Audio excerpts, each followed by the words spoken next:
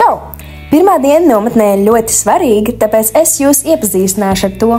Diena sākas ar bērnu sagaidīšanu, vecāki atstāja bērnus mūsu rokās, un mēs bērnus gaidām ar atvērtām rokām. Kamēr sagaidām visus bērnus, tikmēr spēlējam dažādas iepazīšanās spēles, lai lēnām atvērtos un sagatavotos jaunajam piedzīvojumam.